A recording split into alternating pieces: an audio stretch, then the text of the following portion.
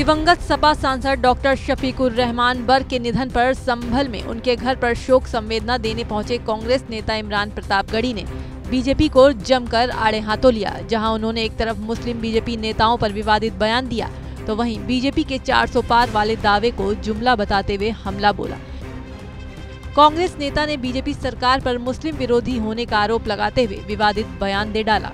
PM Modi और BJP से सवाल पूछा। कहा, आज मुख्तार अब्बास नकवी, एमजे अकबर और जफर इस्लाम बीजेपी नेता कहाँ हैं? क्या इन्हें कूड़ेदान में फेंक दिया है? मेरा सवाल प्रधानमंत्री से सीधे सीधे ये है कि मुख्तार अब्बास नकवी, जफर इस्लाम, एमजे अकबर जो राज्यसभा में थे वो कहाँ हैं?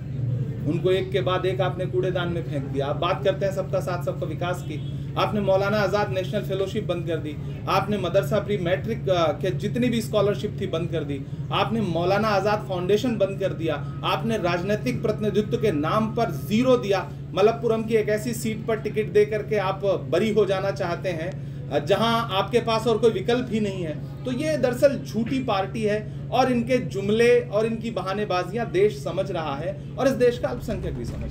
वहीं यूपी में 13,000 मदरसों को बंद करने पर भी इमरान प्रतापगढ़ी ने बीजेपी पर तंज कसा। कहा, ये तो बस बीजेपी का चुनावी स्टंट है, पहले भी ऐसा किया गया पर कुछ नहीं हुआ।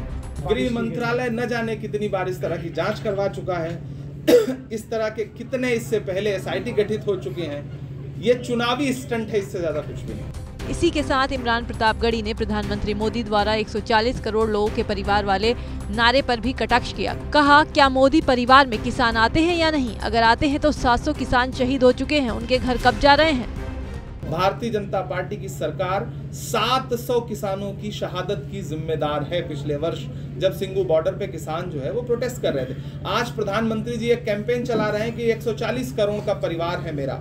तो मैं प्रधानमंत्री जी से पूछना चाहता हूं कि उस परिवार में किसान आते हैं या नहीं? अगर आते हैं तो जो 700 किसान शहीद हुए हैं उनके घर आप कब जा रहे हैं? उस 140 करोड़ के परिवार में कठुआ, हाथरस, उन्नाव, सोनभद्र की बेटियां आती हैं या नहीं? अगर आ रही हैं तो फिर आप अपराधियों के साथ क्यों खड़े हैं?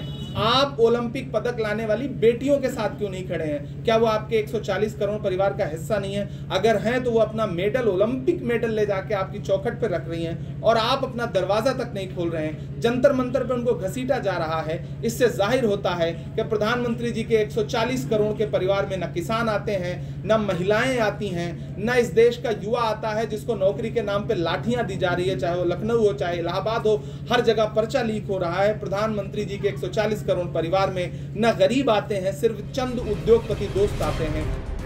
इन दिनों देश में CAA को लेकर चर्चा जोरों पर है। कहा तो ये भी जा रहा है कि चुनाव से पहले ही इसको लेकर अधिसूचना जारी हो जाएगी। इस पर कांग्रेस नेता प्रतापगढ़ी ने कहा, ये सिर्फ ध्यान भटकाने के सिवा कुछ नहीं है।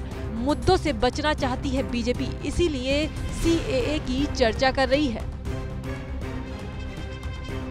ये सारी इस तरह के जो भी एक्ट ये लाना चाहते हैं कि जनता का ध्यान भटकाना चाहते हैं। जनता सवाल पूछ रही है, आटा, चावल, दूध, दही, पनीर, छाछ, लस्सी पे GST क्यों लगाई?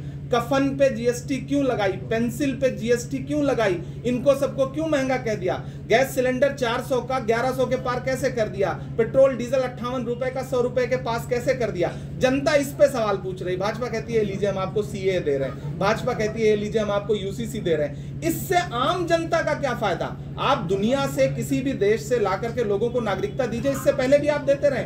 आपने सलमा आगा को नागरिकता दी, आपने अदनान सामी को नागरिकता दी, किसी को क्या आपत्ति हो सकती है? लेकिन उसको इवेंट बनाना, उसको कानून बनाना, दरअसल भाजपा मुद्दों से ध्यान हटाना चाहती है। इसलिए इस तरह के इवेंट ऑर्गेनाइज करके जनता का ध्यान मुख्य मुद्दों से हटाना चाहती है।